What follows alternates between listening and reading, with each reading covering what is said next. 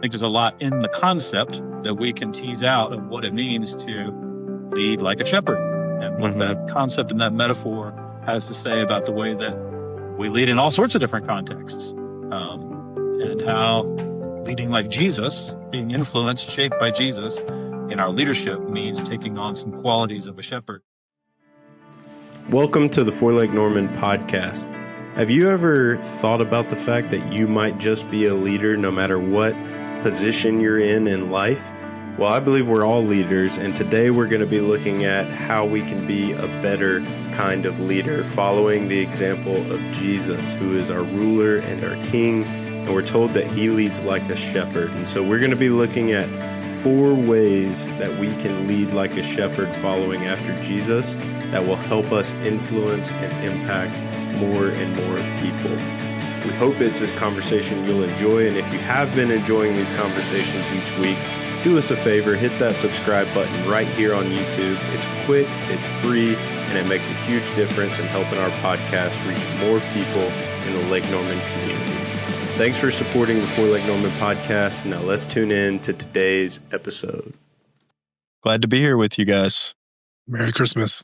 Merry Christmas indeed. Yeah, we're in that season now. Now that we're past Thanksgiving, I'm okay with, we get fully lean into the Christmas season. All right. But Thanksgiving deserves its own place. Okay. Dang it. It's the second most wonderful time of the year. Well, some might say first.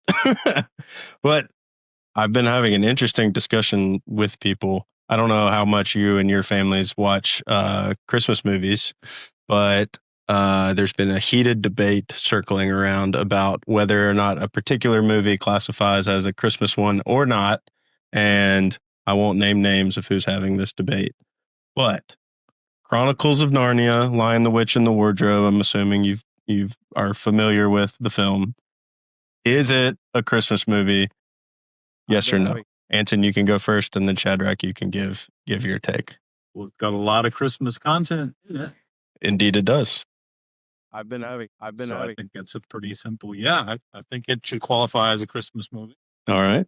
I've seen a movie once and I fell asleep, so I can't answer the question. So you fell asleep. I fell asleep. At what part?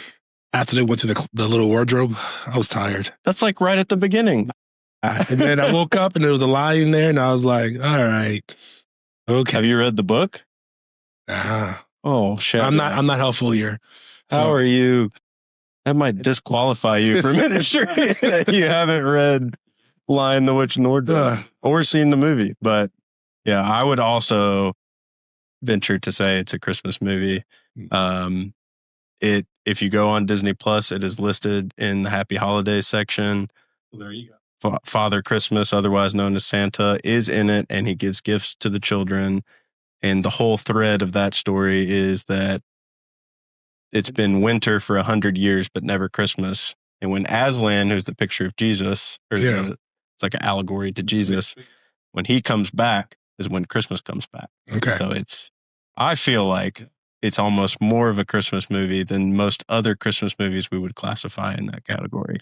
But let us know in the comments what your take is. So clearly there's no debate in this room. Right. But we're all in agreement. The argument on the other side? The argument on the other side is that it's not the main point of the film, therefore it's not a Christmas movie. I don't believe that. People would say it could be an Easter movie because you have the strong themes of Christ's sacrifice and his resurrection and all things of that nature, and they think that's more of the focal point than the Christmas side of it. So that's why they would say it's not a Christmas movie. That would disqualify a lot of other movies that are thought of as Christmas movies. The main point. Some would say that. Yeah. This is why I think it's a fun debate. I think you could go a couple rounds with this. How much Christmas content is required? Yeah, that's what you start getting into is what defines a Christmas movie. What are the checklist you got to hit to be a Christmas movie? You got to have something to talk about at the family gathering. That's right. So, exactly. Yeah. So as you not only let us know in the comments, but as you guys gather with your families, bring this question up and see if it divides the room. It might. But yeah, so we're still in our Advent series. We're in the thick of celebrating the Christmas season ourselves by looking at the first couple chapters in Matthew.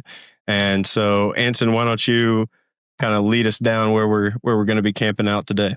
So, yeah, in the sermon, it's the story of the wise men. And that actually comes in the context of the story of Joseph's perspective on the birth of Jesus. So we got into that, this couple weeks ago. And then this past Sunday, the scene where the wise men enter the story comes in. So very familiar to really everybody in general. But as always, there are details in the story that and so I don't go there too much in the sermon, but what I'd love for us to tease out is, um, this prophecy that was fulfilled where Jesus is going to be the ruler who will shepherd his people. And I just think it invites some reflection on, well, what does that mean? What does it mean? Jesus would come as the ruler. He would have authority to lead his people. Israel in the Bible, the Old Testament, and then anybody who would become a child of God from any nation, from any nationality in the New Testament and going forward. He's our leader. He's our ruler. He's our authority. He's our guide. And we're told in a summary fashion, how does he do it? He does it through shepherding. And that taps into a big biblical theme in the Old Testament. One of the big complaints that God spoke through the prophets was that the religious leaders failed to shepherd the people. Israel, they took advantage of their leadership. They took advantage of their power. They weren't loving and caring for the people in the way that reflected God's love for them. And so that was one of the big beefs in the prophecies of the Old Testament. And so one of the great, promises was that one day the good shepherd would come who would shepherd his people well. And then this, of course, is Jesus, and one of his titles is the Good Shepherd. And he's coming, he's showing us how to lead with love that's a reflection of the heart of God. And there's been a lot of books written on shepherd leadership. There's sort of a concept of shepherd leadership. And so for me, two have been particularly helpful. One's by Larry Osborne, pastor out in San Diego, who makes a point, that shepherding in the Bible was not like the highly regarded vocation. Little brother got to go shepherd the sheep, had to go shepherd the sheep, It was not a lucrative job, so it was not respected. So kind of the least and the lowest were the shepherds. And yet here's Jesus, the Son of God. That's how he is leading.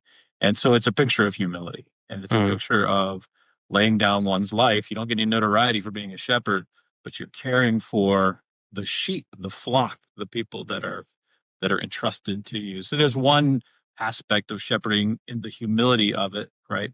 Not for selfish gain.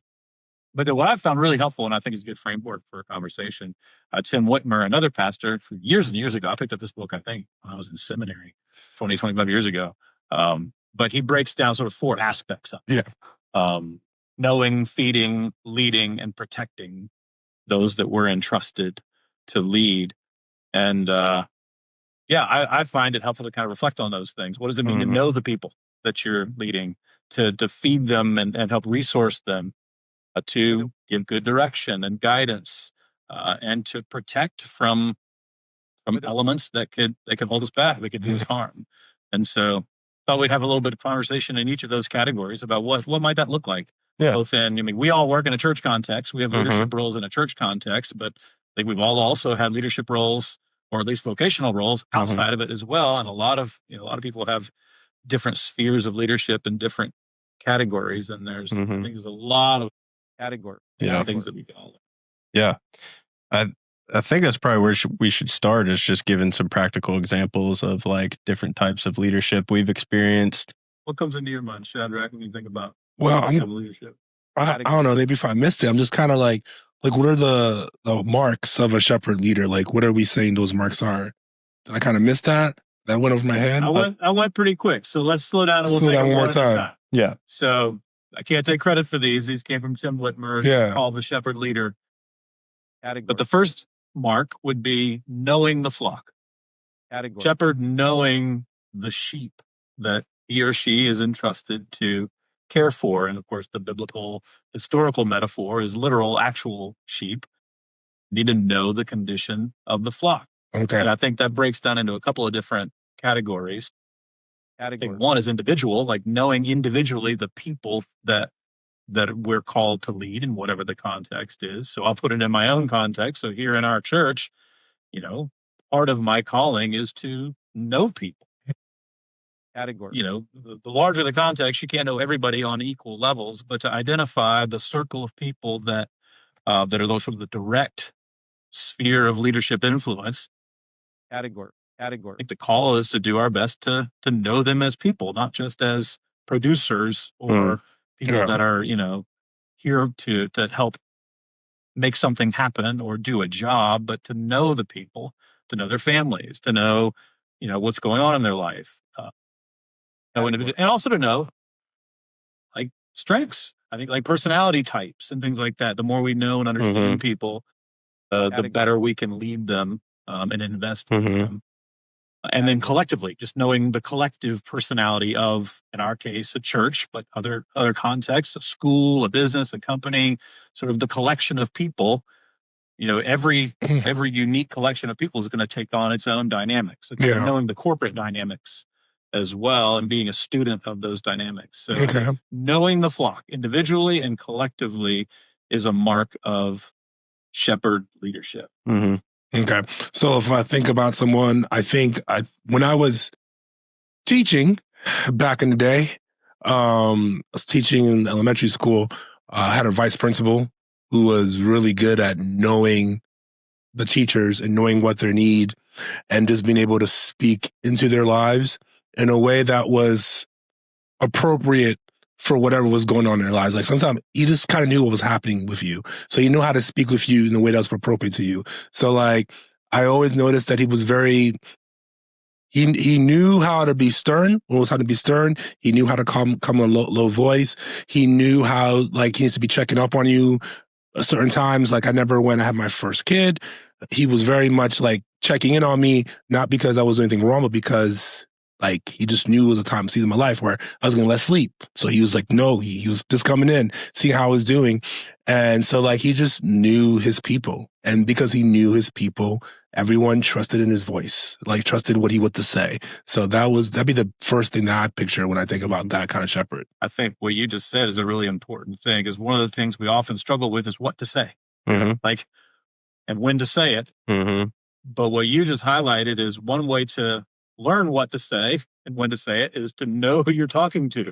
And to know their context. Because if we don't know them, it's going to be awful hard to speak well into somebody's life. Yeah. I just met with a member of our congregation who shared a quote from John Maxwell, who's done a lot of work on leadership that, just a little.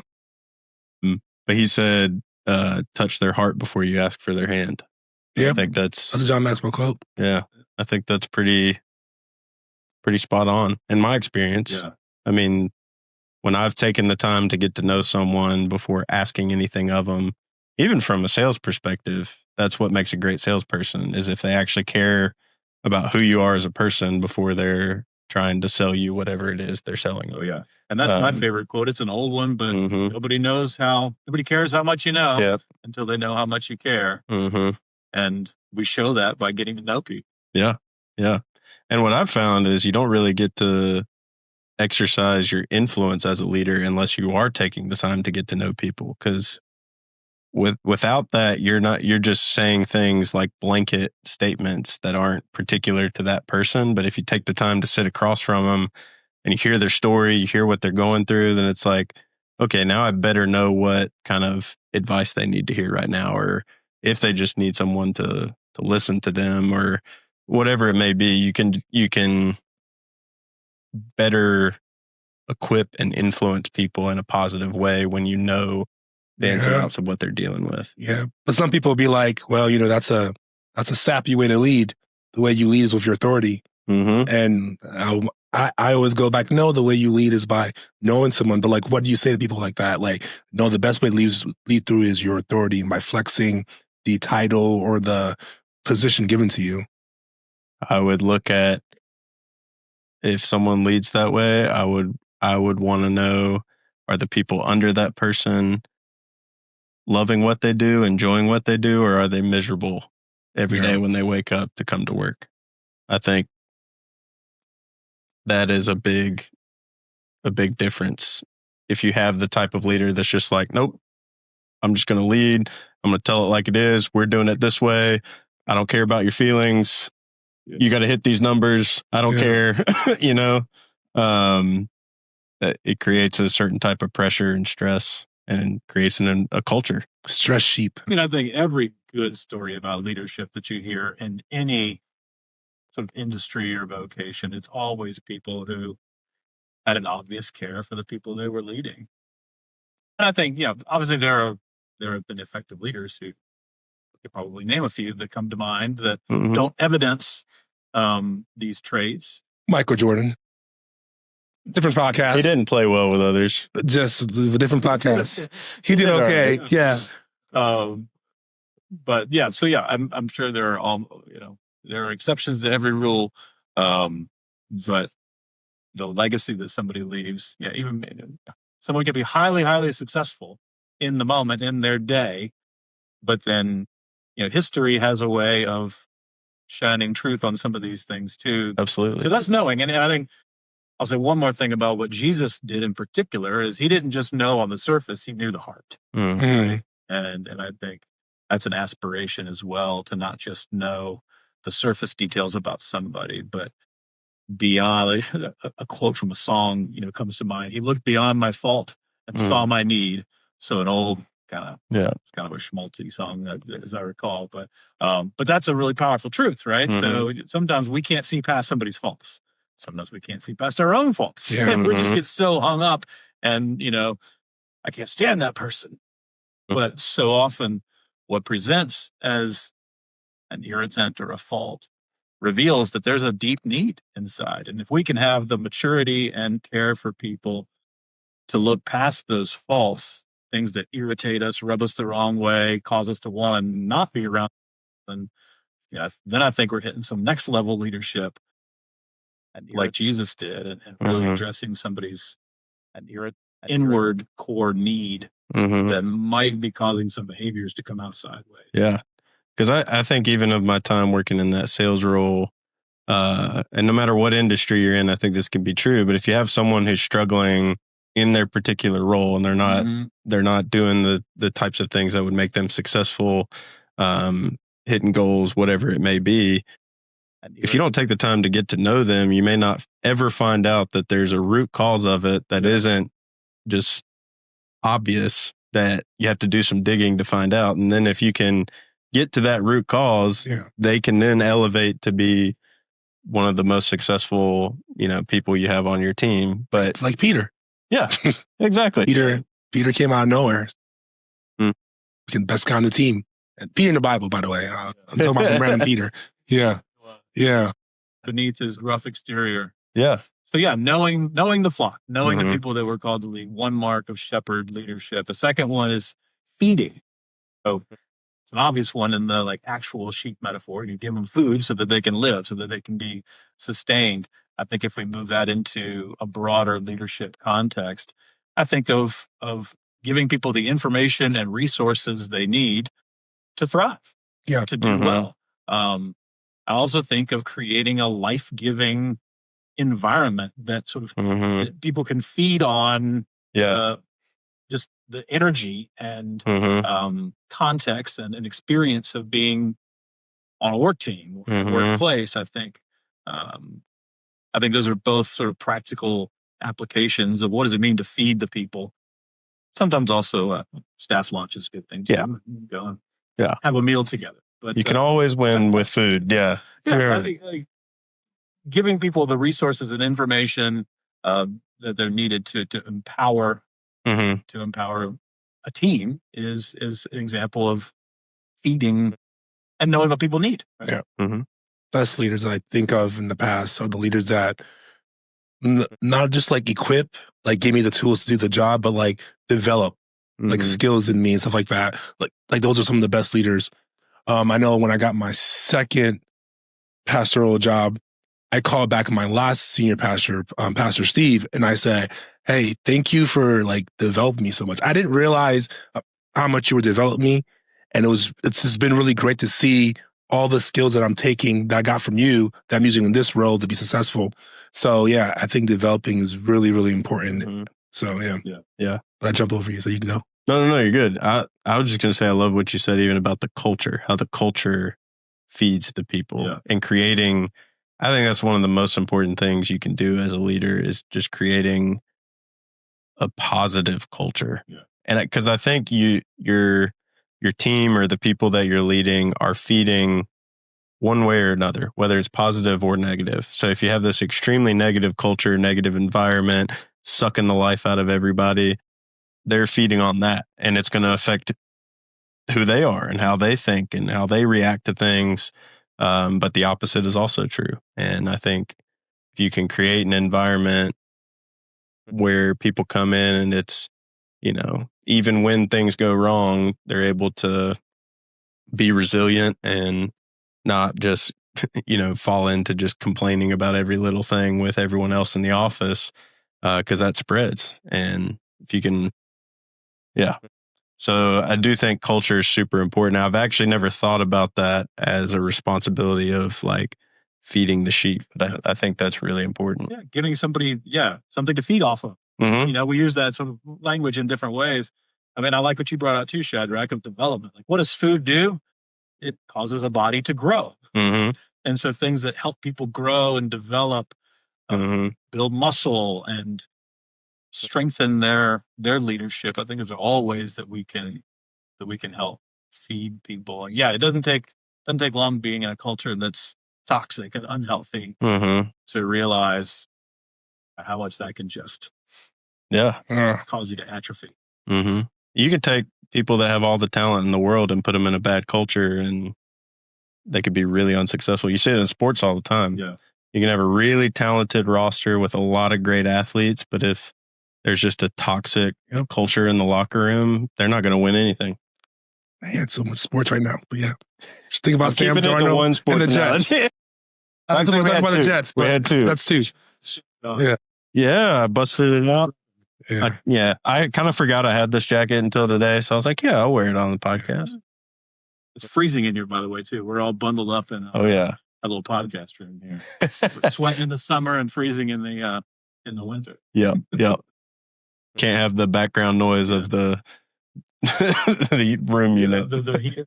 So, like, before we leave this feeding idea, are there any things in particular that come to mind for you guys that have been nourishing for you in your experience that have really helped you grow and develop, or any stories of the resources and information that you needed really coming? Well, I think one thing you've implemented with our staff of we have a monthly all staff meeting, and you've implemented just training elements in each of those meetings, and I think that's been. He's talking to Shadrach right now. Yeah. Sorry, oh. This guy. Tucker's eyes are good. Yeah. So yeah, I think that's been really helpful, and you get so caught up in the task you got to do and the things you got to get done, and I've been in places where it feels like to do something, to take time to work on yourself or work on yourselves collectively as a team is like, well, we got more important things to do. But I think that's the most important thing because it actually helps you get more done more effectively because you're taking the time to work on yourself and grow. So I appreciate that you've implemented that. Yep. That's Craig Rochelle says everybody wins when a leader gets better. It's you just gotta work, let people develop, let people work on themselves. I think everybody wins, the whole thing wins. So. But for me, I mean, I just think for me, it's always when people make me do things that I'm afraid of. I think I had leaders who said, "You're ready for this." No, I'm not. And they're like, "Yes, you are." And they push you out there and you do it. And you're like, "Oh, okay. That wasn't so scary." So like, I think I have baby bird syndrome. I got to be in the nest. So I love the leaders that push me out of the nest. That's always been the great things for me. So yeah. I think of also, I mean, you don't have to be in the org chart, sort of at the top of the org chart to be a leader in your situation. One of the most meaningful memories I have was from a team member that actually reported to me, and we would have our one-on-ones. But she just knew, I guess getting back to the first point, she knew me well enough to know what I needed to hear, even as her supervisor. she led in terms of this feeding idea of just knowing what to say and when to say it to bring life to me and to our team. One of my tendencies is to really kind of get fixated on an outcome that I want to see in my life personally or in think of anything else as a failure. So like there's a very narrow definition of success. And I was just in a spot here feeling like nothing was the way it was supposed to be. And she just was very life-giving. She fed my soul by saying, you know, helping me expand that. She's like, let's stop for a second and look at the good things that are happening, you know, here and here and here. And I was just blind to them because all I was looking at was this one outcome that I wanted to see. And man, I've remembered that. It's been,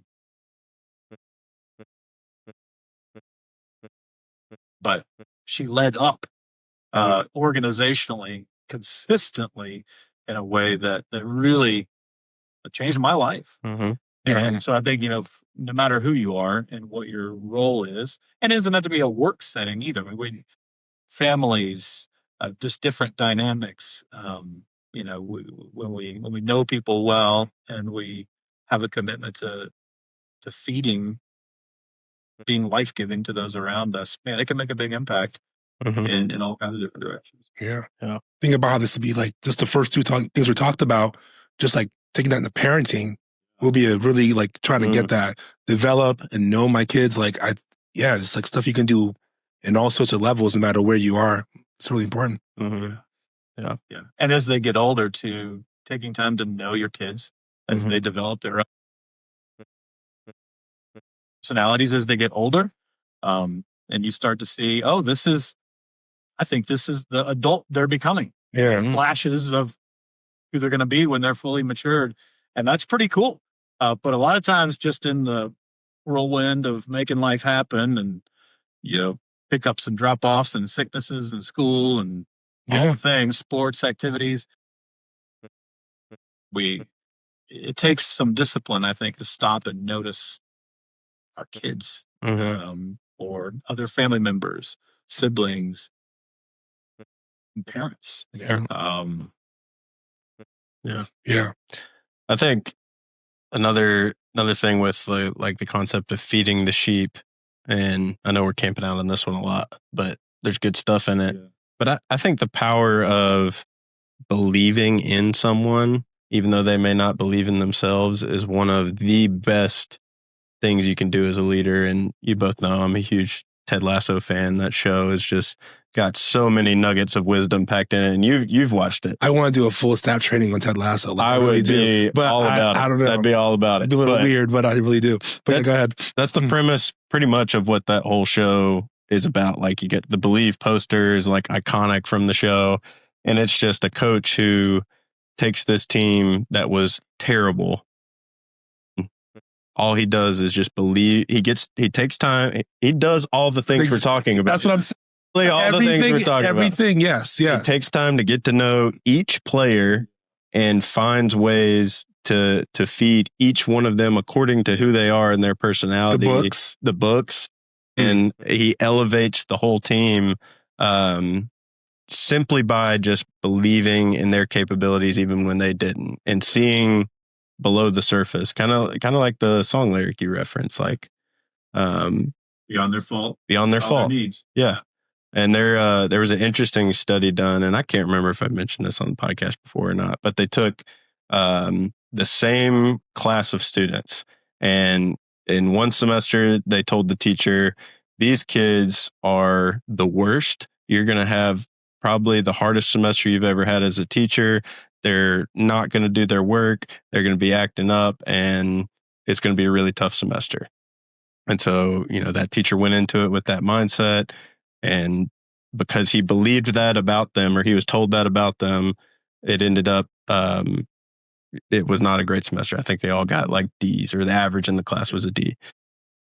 Next semester, they bring in another teacher, same group of kids, and they're average students normally. So they just told them different things. Next time, they say, this class is incredible. You're actually going to have a hard time keeping up with them. They're going to be just doing above and beyond what you ask. And they pass with flying colors. I mean, all A's, like just an incredible difference simply by the perspective the teacher had of the students. But it was the same group of students in both scenarios. It's just the power of believing in people or what you believe about people. Yeah, and giving them what they need to grow. Yep. And to thrive. So know the flock, know the people, feed the flock, feed the people, help them grow, help them develop, lead the flock, lead the people. So the shepherd role, in the agricultural context, the shepherd would go out in front and the sheep would then follow where the shepherd leads. Take that to Jesus. Jesus went first. Jesus is the one that we follow after him. And I think the way that he shepherded, the way that he led was through both his word and his life. So that he came to preach and to speak the good news. He provided vision and clarity about what it meant to know the Heavenly Father. He was the scripture says he's the image of the invisible God. So he helped people to see this image, to catch this vision for what it meant to know and be a child of God. And so that came through his preaching, his teaching, his word, and then also the life that he led. He led by example. He led by going first. Scripture goes so far as to say we're all like little brothers and sisters to Jesus, who paved the way for us. Certainly by doing what none of us could do and giving his life as a sacrifice. But he is the one, he led in so many ways that were self-sacrificial. He wasn't leading in a way that was,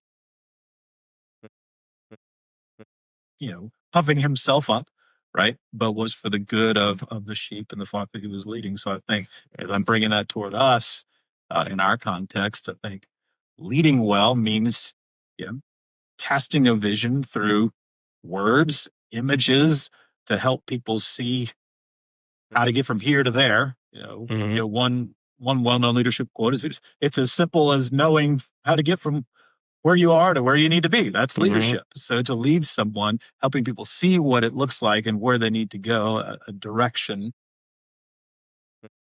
better, the preferred future, right? And then every day in consistent ways, setting the example of what it looks like to go there. I think we get that from the shepherds in the Bible. We get that from Jesus as the good shepherd in the Bible.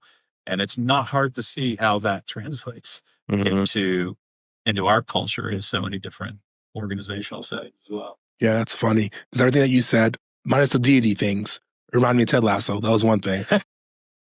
And then the second thing is it's just funny how every time you describe what a shepherd is to lead, I think of these leadership quotes I heard before, leaders go first. That sticks in my head. Leaders always go first. And it's just funny how it just kind of comes together. Jesus was the ultimate leader, and the way he led was by shepherding. And there's a lot of examples in the secular world where the best leaders are leading really good shepherds. They go first. They think things first. They put the vision out first. They put their heart out first. They do all these things first. They're the first one to do whatever the culture is of the organization or the family or the team or whatever. They're the first to put it out there. They're the first to step out there, even though no one's going to follow them yet. They don't care. They go first. So this goes together. So yeah. Doesn't Simon Sinek have a quote that says leaders eat last? I was going to say, leaders eat last. Yeah, but they go first. They go first. They eat last. So different things. Different things popped into my head too. I couldn't stop thinking about it. Talking about going first. Yeah. Yeah. But there's a lot of truth to that. You do, as a leader, you got to stick your neck out for what you ultimately believe is best for the flock that you're shepherding. Sometimes people will follow you down that path, and sometimes it might take a minute for the sheep to follow, but either way, you got to go. Yeah. Yeah. Takes courage, I think. I think it's one of the qualities that's needed to do that, to be willing to go first, to go where people haven't gone yet. And maybe to attempt to go someplace ourselves that we haven't been yet. I feel like that's, a lot of my story we're here. We need to get there. I've never been there before either, but let's Mhm. go. Let's figure out what it means to get there. And sometimes it just takes the sheer courage to step out and try something Mhm. and be willing to fail. Have enough, I guess, back to the knowing and the feeding. If we're primarily concerned with the good of the people that we're leading and the cause that we're accomplishing, we're interested in other people's growth and development. All of that takes our focus off of ourselves, kind of that eating last, right? Mhm. We're concerned with other people being nourished and developed first. I think those two qualities is probably what it takes to exhibit this third quality of leadership well. Because if we're selfish and always concerned about what's it going to mean for me, Mhm. it'd be hard to have the courage to stick our neck out there and take a risk Mhm. if our concern has been on ourselves. But I think it's remarkably empowering when I try to think of my own life, when I'm the most convinced in my core that what I'm doing is the right thing for the people that I'm leading and the people that we're serving. So in our church context, when I'm the most convinced that what I'm doing is the best for our congregation and that what our congregation is called to do is the right thing for our community, when that's crystal clear in my mind, then there's a lot of courage that comes with that. Willing to take some risk with that. Flip side of the coin, if there are times where, I'm not so convinced, it's amazing how is this just about me, right? And Mhm. if the more my own motivation and selfishness sort of creeps in, that's when you sort of second guess Mhm. and become real self conscious. So I think the knowing and the feeding is necessary for doing the leading really well and to having the courage that it takes to lead in a direction that Mhm. is for the good of everybody. Mhm. Yeah. So what's the fourth and final mark of a shepherd leader? Protecting. Protecting. No, feed, lead, protect. So there again, actual sheep. There's wolves out there that want to come and eat the sheep. So if you're a shepherd, And lions and bears, oh my. Lions and tigers and bears, oh my. Yeah. That's right. I said it wrong. Wow. I should know better. It's lions and tigers and bears. I was trying to kick out the tigers. Wizard of Oz. Yeah. Bears. Yeah.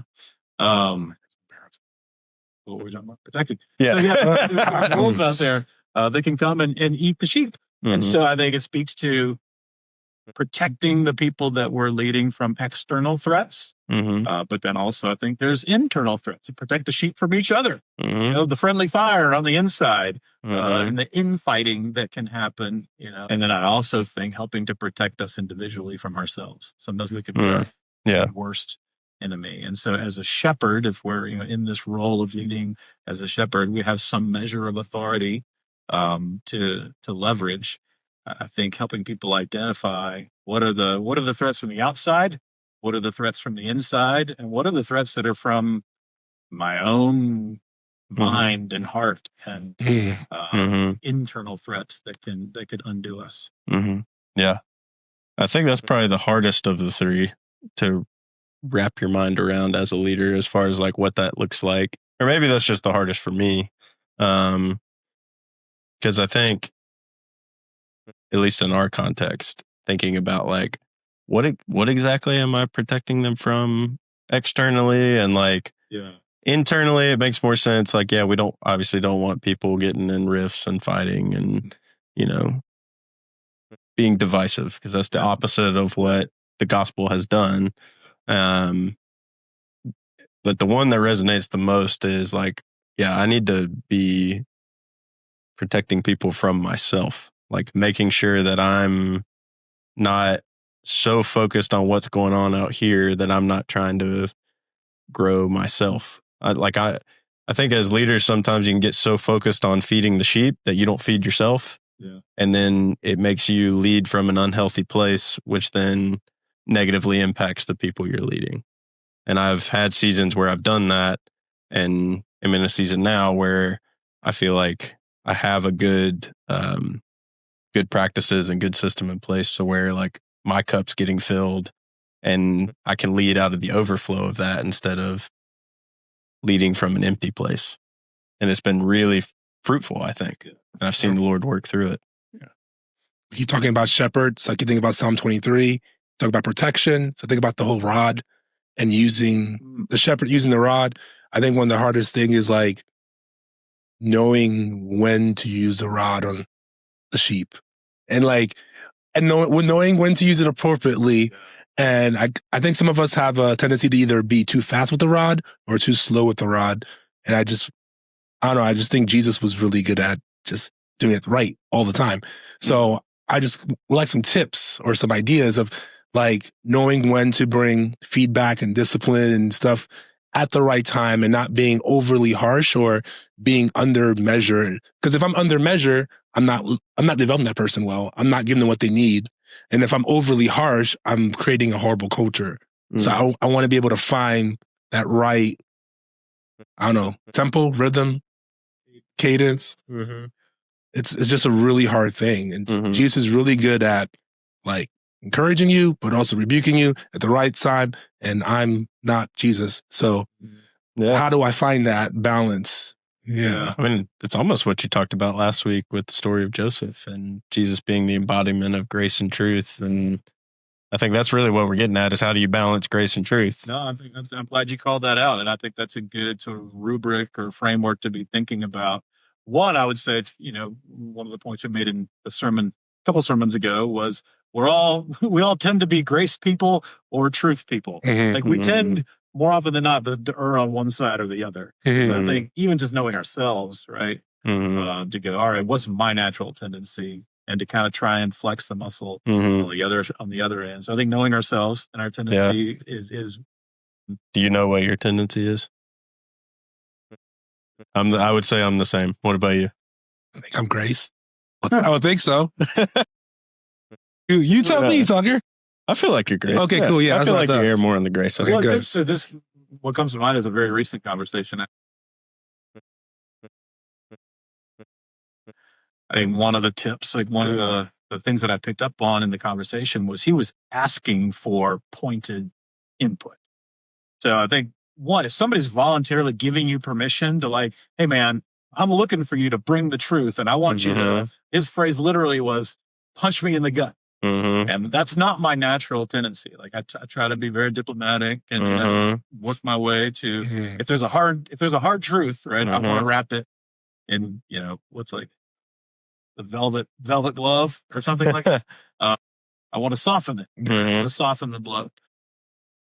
And I appreciate that, when people are dealing with me, right? I don't want somebody punching me in the gut. He's like, hey man, that's how I want to. So, okay. And in the course of the conversation, it became obvious. Like, yeah, he needs a punch in the gut. So contrary to my nature, it's like, well, I'm just going to say it. And I think it was helpful. Yeah. We had a follow-up conversation that continued, I think that it continued to be helpful. But I think looking for what others are seeking, right? Yeah. If I'm talking to Tucker and he's like, obviously in a place that's, more vulnerable, right? Yeah.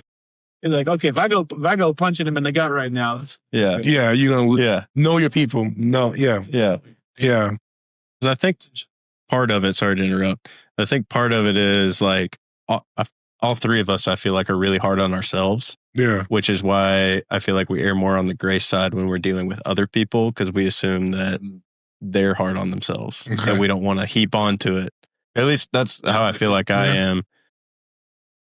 To your point, like I would prefer you deal more gracefully than me than the guy you're talking about, because I've already beat myself up I've already punched myself in the gut. Yeah. So, I still need counsel and I still need correction, but I've already bruised myself enough. I don't need a broken rib on top of that. Yeah, that's right. Yeah. So and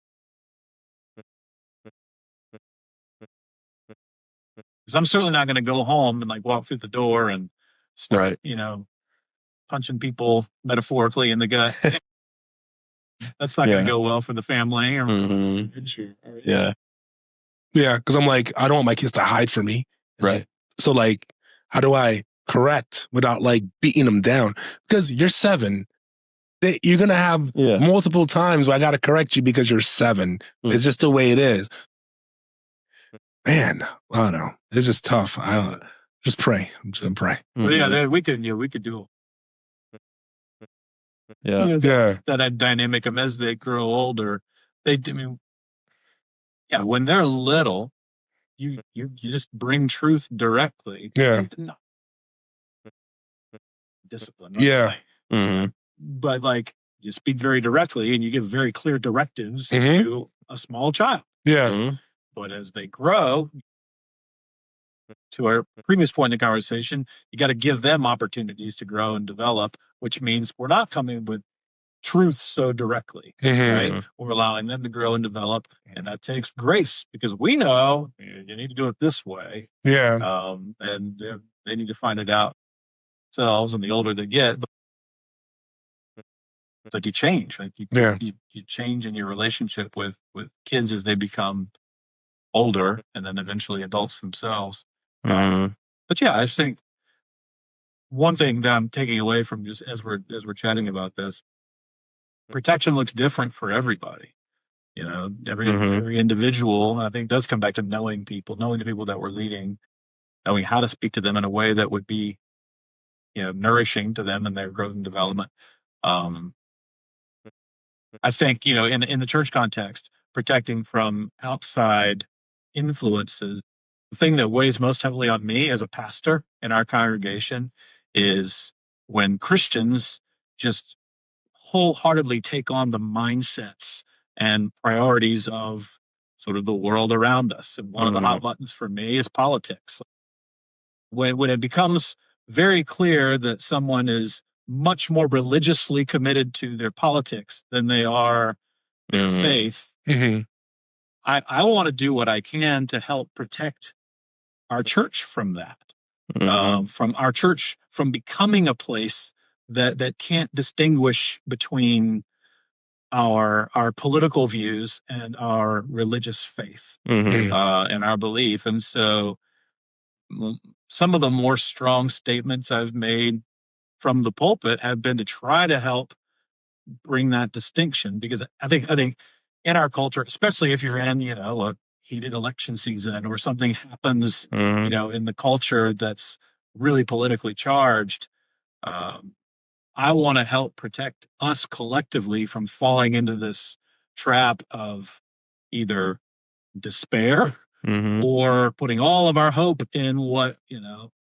elected leader is going to do, when really our hope should be in God, in Jesus, and what he's doing in and through whatever the circumstance might be. But I think that's an area that falls in this protection category, because I think that's a threat. I think that's an external threat that we need to do everything that we can in a way that's filled with grace and truth to help protect our context, from that. Yeah. And I guess as we're talking, all of these go together, right? You can't protect the flock well if you don't know the flock well. You can't lead and shepherd well without the protection piece of it. Because to your point, people are, with social media, they're being led and shepherded by a lot of different voices, because it's just constantly flooding. We have way too much content. And what you focus on and give your attention to will shape you as a person. And so, yeah, I do think as pastors, we play a role in reminding people where to put your attention, where to put your focus, where to put your hope. But yeah, and I also think the grace and truth, it's like, what exactly are we protecting them from? And we need to step in and protect when it threatens the flock. Not necessarily